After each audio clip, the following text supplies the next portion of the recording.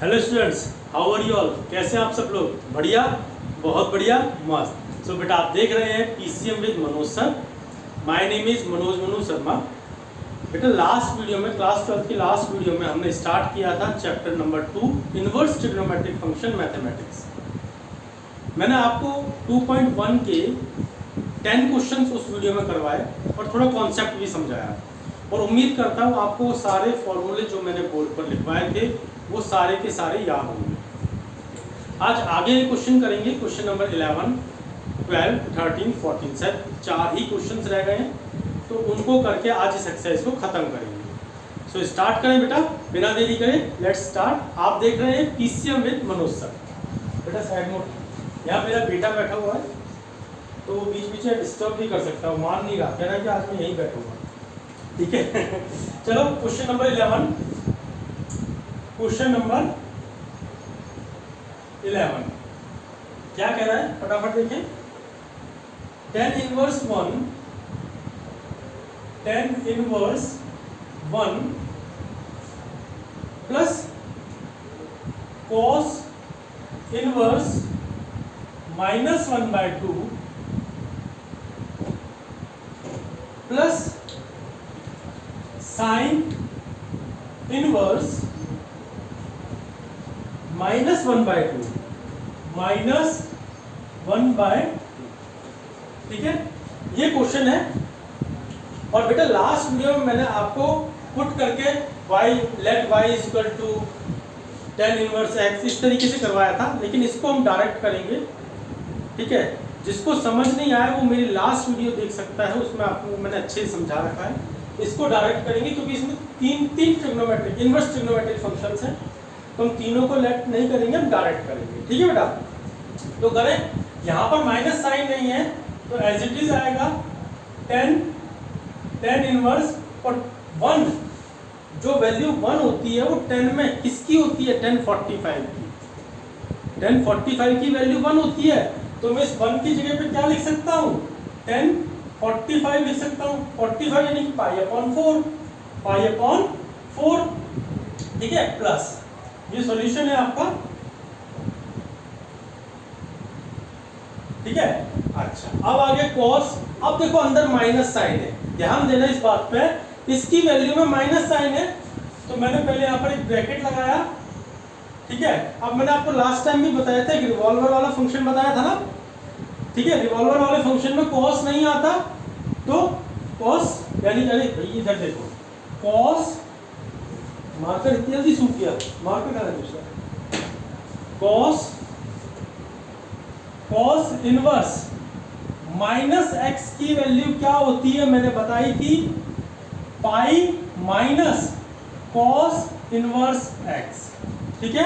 तो वो मैं यहाँ पे लिखूंगा पाई माइनस cos इनवर्स, ठीक है, -1/2, सॉरी माइनस तो चला गया ना बाहर, तो ओनली 1/2, 1 अपॉन, ठीक है, ठीक है, क्लियर है।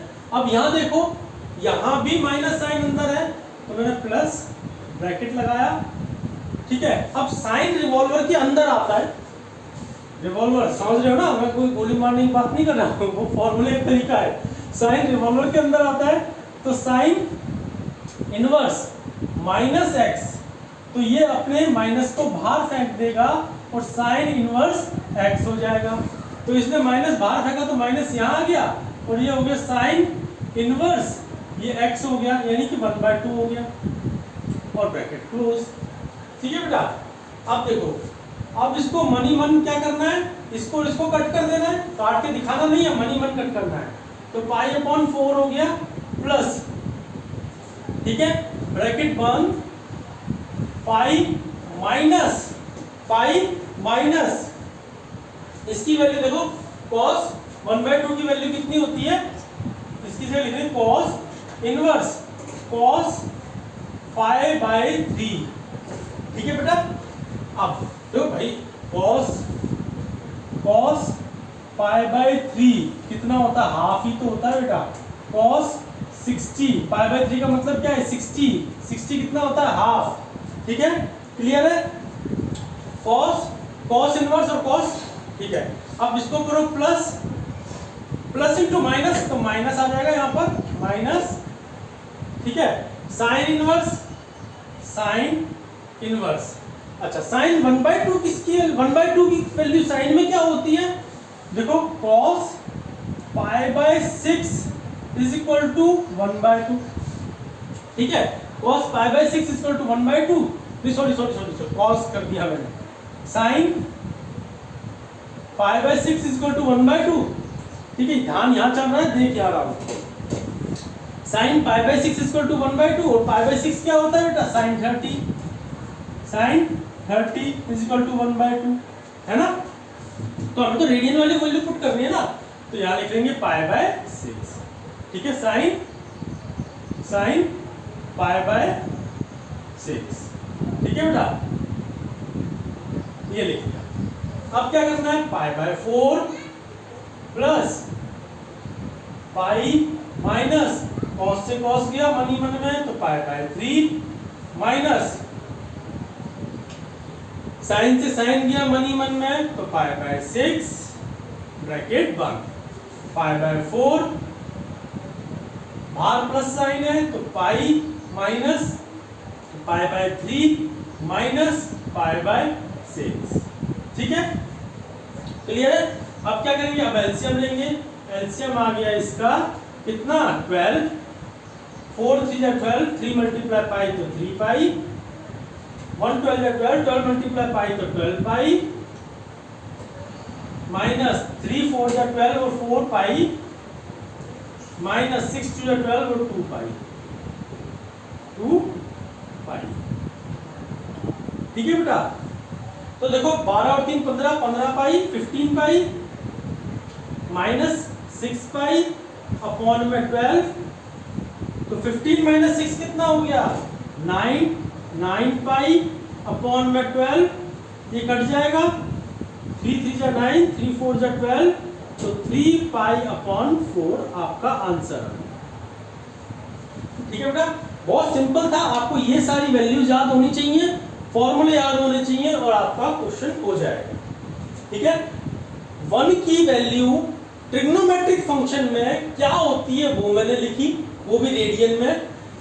1/2 की वैल्यू ट्रिग्नोमेट्रिक फंक्शन में क्या होती है कॉस में, वो लिखी। 1/2 की वैल्यू ट्रिग्नोमेट्रिक फंक्शन में साइन के अंदर क्या होती है वो लिखी, और हो गया। और ये फॉर्मूले आपको याद होने चाहिए, है ना? ये फॉर्मूले आपको याद होने चाहिए, ये वाले, क्लियर है? नेक्स्ट क्वेश्चन करें बेटा, तो इसकी आंसर आ गया 3π/4। चलो नेक्स्ट क्वेश्चन करते हैं, इरेज कर दूं इरेज, चलो इरेज कर दो बेटा, बहुत सिंपल है। 11th क्वेश्चन हो गया है, 12th क्वेश्चन करते हैं फटाफट से, आज इस एक्सरसाइज को खत्म कर देंगे, फिर नेक्स्ट वीडियो में नेक्स्ट एक्सरसाइज चालू करेंगे।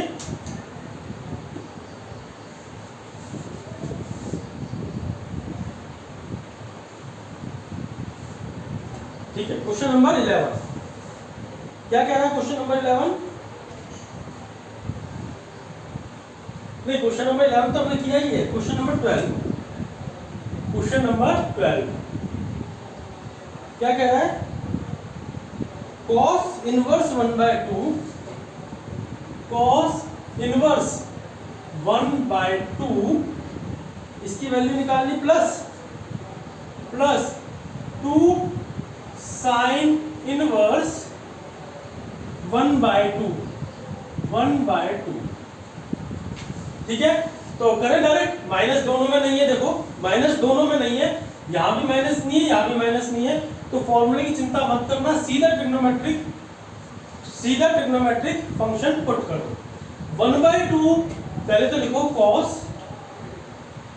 इनवर्स। अब 1/2 ट्रिग्नोमेट्रिक फंक्शन में cos की क्या वैल्यू होती है? π/3, cos π/3, ठीक है? अभी मैंने बताया था, plus 2 sine inverse 1/2 trigonometric logarithmic function में साइन की कौन से एंगल की वैल्यू होती है?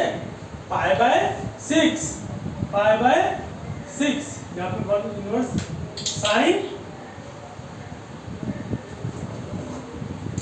Pi by 6। ठीक है, ठीक है। अब तो क्वेश्चन बहुत सॉल्व इजी हो गया, अब तो इजी हो गया। अब देखो cos से cos 1 में काट दिया मैंने, तो यहाँ आ गया पाई बाय 3 प्लस 2, साइन से साइन काट दिया तो ये हो गया 2 पाई बाय 6। एलसीएम ले लिया, कितना आ गया 6, 3 2 6, 2 पाई प्लस यहाँ भी 2 pi is equal to 4 pi upon में 6। ये आपका आंसर है। क्लियर है? देखो बेटा 1/2, मैंने कहा 1/2 किसकी वैल्यू होती है? कॉस में। ये आंसर आ गया, एक बार ध्यान से देख लो। 1/2 कॉस में किसकी वैल्यू होती है? भाई कॉस में पाई बाय 3 की वैल्यू 1/2 होती है। अगर ऐसे समझ में नहीं आ रहा तो cos 60 की वैल्यू क्या होती है? 1/2 होती है ना? तो यही मैंने यहां पर पुट किया है, देखो cos पाई बाय 3। अच्छा, यहां पर 1/2 साइन में किसकी वैल्यू होती है? साइन 30 की वैल्यू 1/2 होती है, तो साइन पाई बाय 6 की वैल्यू 1/2 हो गई, है ना? तो मैंने साइन पाई बाय 6 पुट कर दिया। मन ही मन में cos और cos को काट दिया, पाई बाय 3, मन ही मन में साइन और साइन को काट दिया, 2 pi by 6।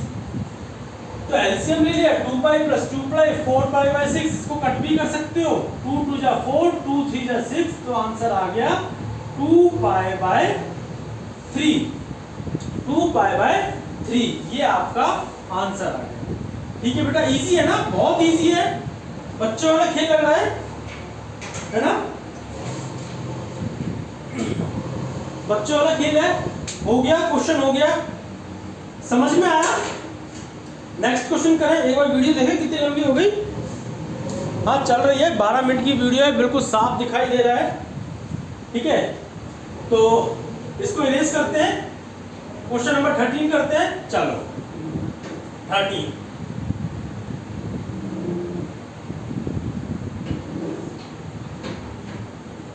Question number 13।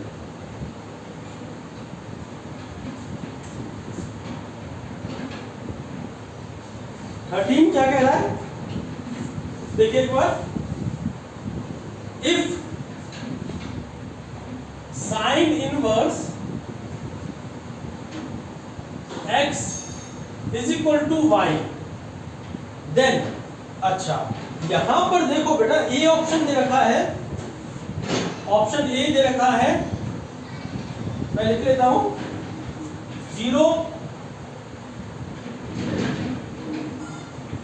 y, ठीक है, y is greater than equal to 0 और y is less than equal to pi. पहला ऑप्शन। बी ऑप्शन दे रखा है माइनस पाई बाय 2 से y की जो वैल्यू लाई करेगी माइनस पाई बाय 2 और पाई बाय 2 के बीच में लाई करेगी। सी ऑप्शन दे रखा है जो y की वैल्यू लाई करेगी वो 0 और पाई के बीच में लाई करेगी। डी ऑप्शन दे रखा है माइनस पाई बाय 2 और y लाई करेगा पाई बाय 2 के बीच में। ठीक है, माइनस पाई बाय 2 और माइनस पाई बाय 2 और पाई बाय 2 के बीच में लाई करेगा। ठीक है, अच्छा, तो ये आपको अब देखो ये क्या दे रखी है, रेंज दे रखी है, ये रेंज दे रखी है।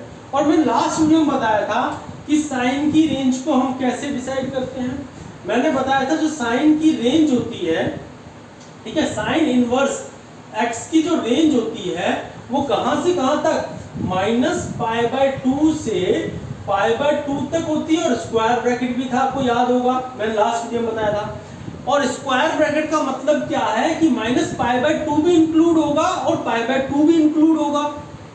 ठीक है, अब देखो यानी कि जो y की वैल्यू है, यानी कि y की वैल्यू -π/2 के इक्वल भी हो सकती है, y की वैल्यू π/2 के भी इक्वल हो सकती है, और इन दोनों के बीच में भी हो सकती है। तो ये वाला ऑप्शन कौन सा होगा? ये देखो, ये बी वाला ऑप्शन कि y की वैल्यू -π/2 के इक्वल भी हो सकती है, ठीक है, और उससे बड़ी भी हो सकती है। y की वैल्यू π/2 के इक्वल भी हो सकती है और उससे छोटी भी हो सकती है। तो इसको देखते हुए कौन सा ऑप्शन करेक्ट है? B is the correct option. बेटा जिसको भी ये चीज समझ नहीं आ रही हो वो मेरी लास्ट वीडियो देखेगा, वहां पर मैंने अच्छे से समझाया है और आपको क्लियर हो जाएगा। ठीक है बेटा, तो क्वेश्चन नंबर 13 भी हो गया। अगर मैं ज्यादा फास्ट जा रहा हूं तो आप मुझे कमेंट्स करके बता सकते हैं कि सर आप फास्ट चल रहे हो, मैं और स्लो हो जाऊंगा, ठीक है, आपको और सारे टॉपिक्स क्लियर करूंगा। इरेज कर दे चलो क्वेश्चन नंबर 14 की तरफ पढ़ते हैं बेटा। Question number 14